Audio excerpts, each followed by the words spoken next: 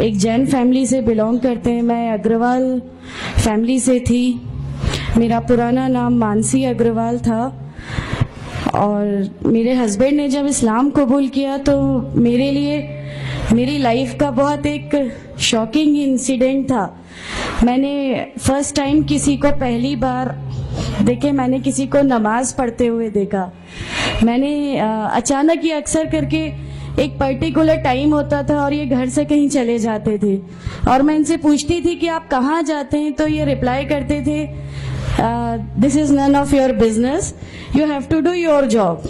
तो मैं भी खामोश हो जाती थी। बाकी मेरे फादर इन लॉ से अक्सर इनकी डिबेट और सब कुछ हुआ करता था, बट मुझे नहीं समझ में आता था कि ये डिबेट क्या है, ये लोग किस बात पे इतना ज़्यादा, मतलब इनका डिबेट इतना एग्रेसिव मूवमेंट्स पे कैसे आ जाता है। तो बाकी फिर एक धीरे धीरे जब मुझे ये इस्लाम के पहले तो ये लोग नहीं बताए, बट फर्स्ट टाइम जब मैंने इनका फजर की नमाज थी और अचानक मेरी नींद खुली और मैंने इनको नमाज पढ़ते हुए देखा। मैंने इनसे पूछा कि आप क्या नमाज पढ़ रहे हैं, क्योंकि सिर्फ टेलीविजन पे देखा था कि हाँ ऐसे जो करते हैं वो नमाज के एक्शंस हैं। मैंने इनसे पूछा कि आप नमाज पढ़ रहे हैं, इन्होंने कहा कि हाँ मैं नमाज पढ़ रहा हूँ। मैंने बिल्कुल देर नहीं की मेरे फादर इन लॉ को बताने में।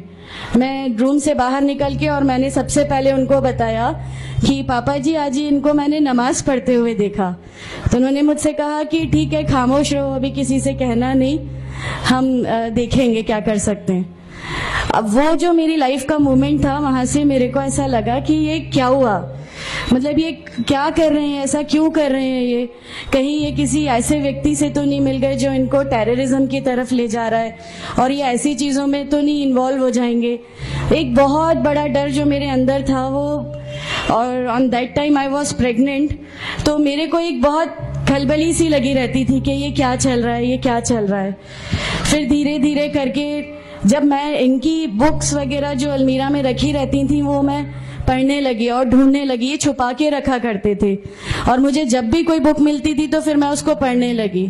तो मुझे उसमें ऐसा कुछ लगता जरूर था कि पता नहीं कुछ है, कोई डिफरेंट चीज है, क्योंकि मैंने देखा कि इनके अखलाक, इनकी सब चीजें बिल्कुल चेंज हो गई। जो ये पहले थे उससे ये बिल्कुल अलग हो गए। तो मुझे ऐसा पर्सनली लगता था कि इस प्लेटफॉर्म ने इनको ऐसा क्या दिया जो मेरे हस्बैंड को बिल्कुल चेंज करके रख दिया।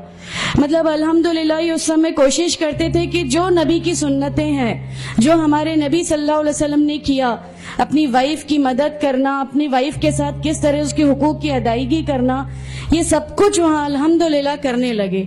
और मुझे जो इनका ये ड्रास्टिकल चेंज था, जो इनको इस प्लेटफॉर्म पे आए हुए 6 मंथ्स या 1 ईयर हुआ होगा, वो देख के मेरे लिए एक बहुत बड़ा एक सरप्राइज था कि ये क्या हुआ। फिर उसके बाद मुझे लगा कि नहीं, मैं भी अब इसको जानती हूँ, मैं भी अब पढ़ूंगी। और फिर मैं अपने फादर इन लॉ और इनकी डिबेट सुनने लगी। तो जैनिज्म में गॉड कॉन्सेप्ट है ही नहीं। हर वो व्यक्ति जो बहुत ज्यादा इल्म हासिल कर लेता है, बहुत ज्यादा नॉलेज हासिल कर लेता है, तो वो एक लिमिट पर आकर नऊजुबिल्लाह गॉड का वो मुकाम हासिल कर लेता है और लोग उसी की फिर पूजा करने लगते हैं, उसी की वर्शिप करने लगते हैं। तो मेरे दिमाग में, मैं अग्रवाल फैमिली से थी, तो मेरे दिमाग में था कि नहीं, हमारे जो भगवान है वो 3-4 हाथ वाले हैं, इनका क्या एक ही गॉड है जिसको जाके आपको पूजना है। तो नहीं, मैं इनसे तो कुछ नहीं मांगूंगी, 3-4 हाथ वाले भगवान ही होते हैं, ये नहीं कुछ वो ऐसा रखते। तो वहां से एक थोड़ा सा डिस्ट्रैक्शन मेरे को गॉड कॉन्सेप्ट का आया। और ईश्वर है जो इस दुनिया को चला रहा है, ये हमेशा मेरे जहन में रहता था। तो मुझे मेरे फादर इन लॉ कहीं ना कहीं उस प्लेटफॉर्म पे आके गलत लगने लगे कि नहीं, ये जो कह रहे हैं वो सही है और इनकी जो डिबेट है उसका एंड जो है वो ये सही है। फिर धीरे धीरे करके मुझे इनकी चीजों पे यकीन आने लगा अल्हम्दुलिल्लाह। फिर हमारे एक फैमिली फ्रेंड है, उनके यहाँ ये मुझे ले गए। वहां पर किसी ने मुझसे कहा कि मैं बहुत बुजुर्ग हो चुका हूँ, कलीम सिद्दीकी साहब है, मुझे उनका नाम ध्यान नहीं है अच्छे से, बट उन्होंने मुझसे कहा बेटा मैं बहुत बुजुर्ग हो चुका हूँ, मैं चाहता हूँ तुम कलमा पढ़ लो, मेरी जिंदगी रहे ना रहे, मैं आपसे मिलूं ना मिलूं, तो आप कलमा पढ़ लो। तो अल्हम्दुलिल्लाह मैंने कलमा पढ़ लिया। कलमा पढ़ने के बाद भी जब हम घर लौट रहे थे तो मैंने इनसे कहा कि मैंने सिर्फ अभी कलमा पढ़ा, अभी आप ये मत समझिएगा कि मेरे को सब समझ में आ गया और मैं इस चीज़ को मान लूँगी। इन्होंने कहा नहीं, तुम्हारी मर्जी, किसी में कोई फोर्स नहीं है। तो अल्हम्दुलिल्लाह अल्लाह ताला का एहसान है, उस कलमे की ताकत थी। और ये हमेशा कहते थे तुम्हें कोई दुआ मांगनी है तो तहज्जुद में मांगा करो। तहज्जुद का जो टाइम होता है वो बहुत कीमती होता है और उसमें अल्लाह ताला सबकी दुआएं कबूल करता है। इन्होंने मुझे एक दुआ सिखाई थी कि तुम एक दुआ मांगो कि या मेरे रब, अगर मेरा हस्बैंड गलत रास्ते पर है तो उसको सही रास्ते पे ले आ, और अगर मैं गलत रास्ते पे हूं तो मुझे सही रास्ता दिखा दे। अल्हम्दुलिल्लाह मैं ये दुआ कंटिन्यू मांगती थी। एक बार मेरी नींद अल्हम्दुलिल्लाह तहज्जुद में खुली और बस मैं नॉर्मल जैसे एक ध्यान करते हैं वैसा मैं बैठ गई और अपने आप अचानक दिल चाहा कि बस सजदा करूं। मेरी जिंदगी का वो पहला सजदा था और उस बहुत लंबा सजदा था और उस सजदे में मैंने मेरे रब से क्या क्या मांग लिया मुझे भी नहीं याद है। और उस समय मुझे ऐसा फील हो रहा था जैसे अल्लाह ताला खुद मुझसे बात कर रहा है, अल्लाह मेरे सवालों का जवाब खुद दे रहा है। अल्हम्दुलिल्लाह बस उसके बाद तो ऐसा लगा कि नहीं, इस्लाम हक है और इस्लाम पे ही चलना है। उसके बाद फिर बहुत सारी परेशानियां लाइफ में आई, सब कुछ आया, बट अल्हम्दुलिल्लाह अल्लाह का एहसान है कि अल्लाह ताला ने हर परेशानी, हर चीज को ऐसे ले लिया कि हम लोगों को कभी एहसास ही नहीं होने दिया कि ये कोई परेशानी थी। ऐसा लगा कि अल्लाह की पूरी राह में हम लोगों को रिवार्ड ही मिलना है इस चीज का और अल्लाह हमें इसका रिवार्ड ही देता चला जाएगा। अल्हम्दुलिल्लाह बस उस समय से शुरुआत हुई थी दीन इस्लाम की। अल्हम्दुलिल्लाह आगे चल के परेशानियां, तकलीफें हर रिवर्ट की जिंदगी में आती हैं, लेकिन मैं हर रिवर्ट बहन से ये कहना चाहती हूँ कि अल्लाह की खातिर आप लोग इस दीन में आए हैं, किसी और चीज के लिए नहीं आए।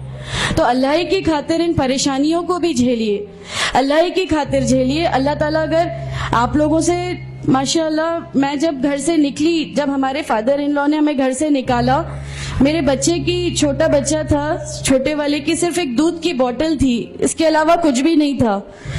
मैं जॉब करती थी, मैंने अपने छोटे बेटे को माँ के यहाँ छोड़ के जाया करती थी। मेरे मम्मी पापा बहुत ज्यादा मतलब हम लोगों से डिटैच नहीं हुए थे, एक मोहब्बत थी उनको हमसे, तो उस मोहब्बत के कारण मतलब उन लोगों ने कभी हमारा उस लेवल तक अपोज नहीं किया जो इन लॉज की तरफ से आया।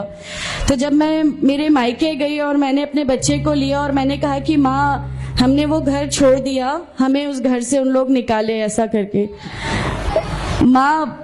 माँ है बहुत रोई, तुम लोग क्यों ऐसा कर रहे हो, क्या करोगे, कैसे रहोगे, दोनों छोटे बच्चे हैं, क्या होगा। मैंने कहा कि माँ आप सिर्फ एक माँ हो ना, वो मुझे 70 माँओं के बराबर मोहब्बत करता है, तो जो रब मुझे मेरी 70 माँओं के बराबर मोहब्बत करता है वो कैसे इस दुनिया में मुझे रुस्वा कर सकता है।